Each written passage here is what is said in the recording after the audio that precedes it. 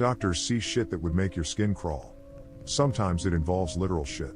Occasionally some skin nearly does crawl, though melt is a better term for what necrotizing fasciitis does to a person. But no textbook could have prepared me for the moment that I stood shoulder to shoulder with the chief of medicine, forcing the decaying body of a charred kid into the incinerator. As his one functioning eye glared back at us in hateful judgment. He was wedged in the narrow door at the shoulders, with only his head sticking out into the room with us.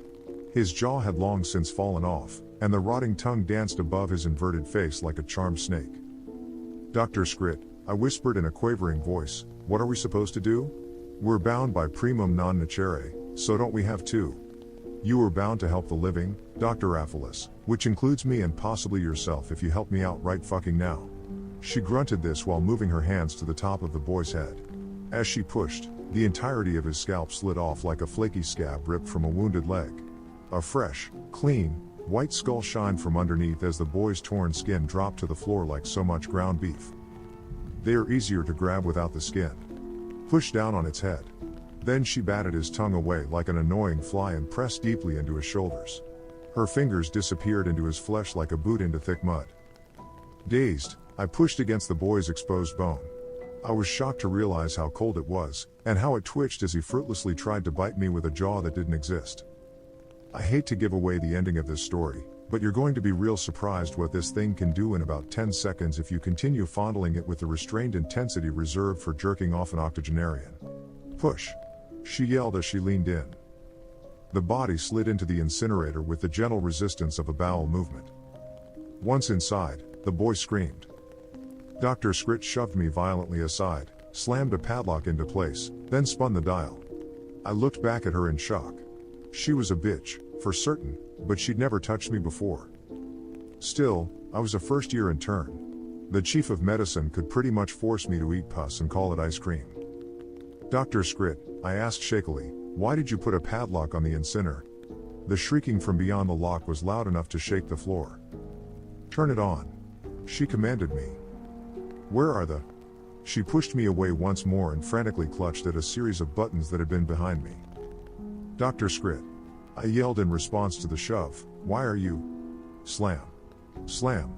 Slam. The padlock bounced as the incinerator door was hit from the inside. A chill settled over my body even as the temperature grew noticeably warmer. "This is a custom incinerator," Dr. Scrit explained as she grabbed my arm and pulled me away from the door. "It will heat up very quickly, so stand." Slam, slam, slam, slam. The pounding from inside the incinerator grew more forceful. I actually wondered if the padlock would hold. It flailed wildly back and forth with the rhythmic hitting. Crunch. "It's at 200 degrees. Dr. Scrit called as she looked toward the gauge. "We needed to get to 2000. My head swam. Most medical incinerators can't even get that hot. Crunch. Dr. Scrit turned to face me. "You were right, most can't." She looked back. 500 degrees. I gaped at her. "Is it really heating that quickly?" She betrayed no emotion in her response. "Can't you feel the change in the room?" For the first time, I realized that I was sweating profusely. "How am I this hot?" "We're standing 10 feet away. So we'd better back up," she continued. 1100 degrees. Slam. With a light tinkling, a tiny screw fell to the floor and rolled away. "Dr. Scrit," I breathed quietly. "I know you're sorry that it took so long to get the boy here." She paused. "We are all sorry." Crack. Dr. Scrit, the door to the incinerator. 1500 degrees. A wave of heat squeezed fresh sweat from every pore. "I don't know if it will hold." Crack. 1700 degrees. "The padlock is bending, the metal will melt." That's why we keep hundreds of padlocks in reserve. Slam, crunch, crack. We both stopped breathing. A hand-shaped indentation had slammed into the metal, warping it from the inside and leaving a seemingly impossible mark. We waited. 1913 degrees. We waited longer.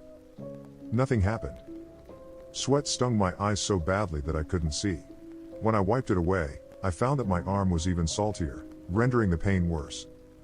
"I think," Dr. Scrit uttered in a voice just above inaudible, "that I stopped it." I stared through the shimmering heat waves radiating from the incinerator. Lumps of shorn flesh lay on the ground nearby. The smell of roasting carrion wafted through the air and gently tickled my gag reflex. I released the breath I had been unconsciously holding. So, we're safe?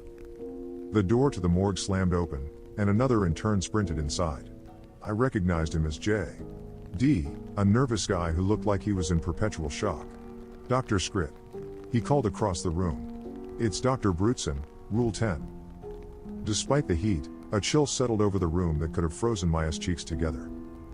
Prepare an O.R. now. She shot back authoritatively. He quickly disappeared. She turned to sprint out of the room. Dr. Scrit. I called back. She wheeled around and faced me.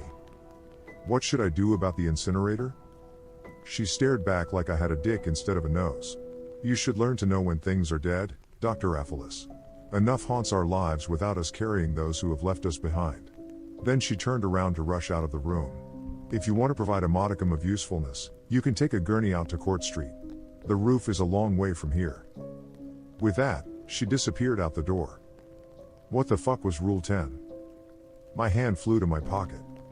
It was empty. Fuck.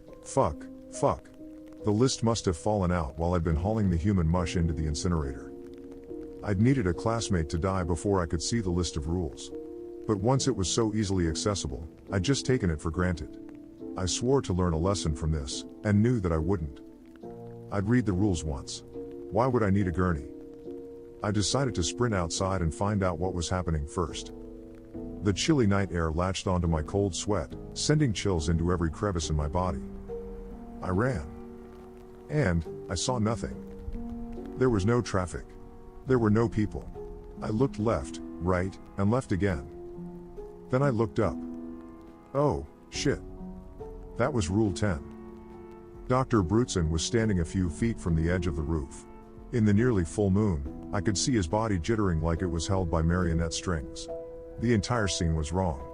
How, and why, could his limbs be moving like that? He was moaning softly. No, that wasn't it. He was crying. Nausea took hold of me as I realized that he was dancing closer and closer to the edge. I nearly collapsed as I remembered what the rule demanded. Either wait for an extraction team to find you, or jump 4 stories to the sidewalk on Court Street. Wait there. I screamed at him. Dr. Scrit is coming to get you. No, please. Brutzen screamed, although I don't know whether he was talking to me. Don't make it angry, make them go away. Hold on. I hollered back. You were almost safe. He wailed. I'm sorry, I tried to lock them out. Please don't do this. His body bounced and flailed like an electrified fish. It was so bizarre, so wrong to watch this man jittering out of control in the rooftop moonlight, that I nearly cried. A door on the roof slammed open with such intensity that I could hear it clearly on the ground below. No. Brutzen wailed in response. No, please stay away, I'm sorry. Then he stepped away from the edge. I heaved an enormous sigh of relief. That relief evaporated when I realized he had only moved back to allow space for a running start. I watched in horror as Dr. Brutzen, my coworker, my peer, ran forth and leapt into the night. He fell, arms and legs spinning, toward the concrete where I stood 4 stories below.